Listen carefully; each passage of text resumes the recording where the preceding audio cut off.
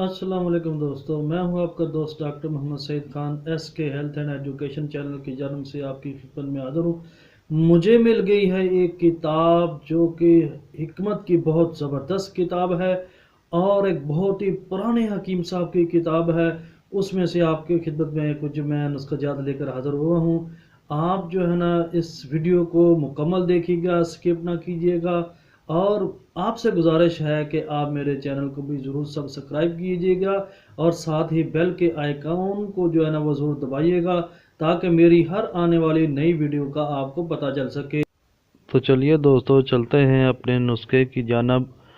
आज का हमारा जो नुस्खा है, अक्सर लोगों के कान बहते हैं, कान का बहना।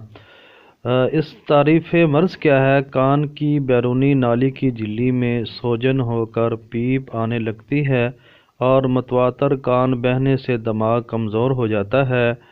अब इसकी वजूहात क्या होती हैं? कान को अगर सर्दी लग जाए तो भी कान बहना शुरू हो जाता है। बदहज़मी की वजह से भी कान बहना शुरू हो जाता है। कान में कोई चीज़ गिर जाए तो भी कान बहना शुरू हो जाता है।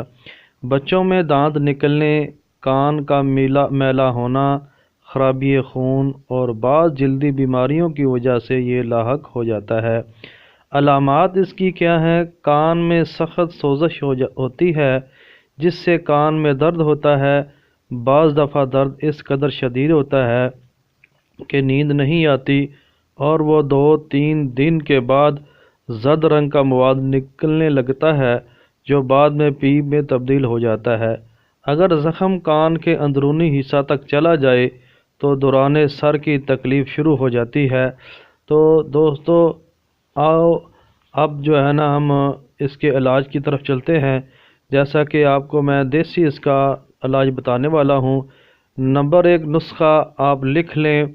मुनासब सफ़ेद फटकड़ी का सफ़ूफ हमरा शहद खालस मिला दें और पहले कान को हाइड्रोजन पर ऑक्साइड से साफ़ करें और मलमल के साफ़ टुकड़े के फतीला से लत पत करके कान में रखें। दिन में 2 बार इस्तेमाल काफ़ी है। दूसरे नंबर पे नुस्खा जो है, अतरी फल शाहतरा या अतरी फल अख्तुदूस का इस्तेमाल कराएं या अर्क मसफ़ी खून शरबत अनाब के साथ लें। नंबर 3 पे जो है ना, अफनातीन रूमी 8 माशा लेकर 10 तोला सिरका अंगूरी में 4 पहर तक भिगोए रखें, फिर जोश देकर छान लें और कड़वे बादामों का तेल 10 तोला लेकर दोबारा आग पर रखें। जब सिरका जल जाए और सिर्फ तेल बाकी रह जाए तो उतार सुबह और शाम 2-2 कतरे नीम गर्म करके कान में डालें। वर्म और कान बहने, कान के ज़ख़म और बहरापन के लिए मुफीद है। अब अगर इसका आप होम्योपैथिक इलाज करना चाहें तो उसके लिए म्यूलिन आयल होता है, उसका बैरूनी इस्तेमाल बहुत मुफीद है। अगर कान के डोल में सुराख हो तो कान में पचकारी करना नुकसानदेह है, क्योंकि इससे पानी अंदर जाकर शदीद दर्द पैदा कर सकता है। अलावा अज़ीं, जब किसी छूतदार मरीज़ का कान बहने लगे तो कान की पीप में इस छूतदार मर्ज़ के जरासीम पैदा होते हैं, इसलिए ख्याल करें कि यह पीप किसी तंदुरुस्त आदमी को लगकर इसे मर्ज़ में मुब्तला न करे।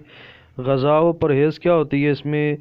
तली हुई, तुरश और गर्म चीज़ों से परहेज़ करें। ग़ज़ा ज़ुद हज़म और मकवी इस्तेमाल करें। तो दोस्तों, ये थी आज का हमारा नुस्खा।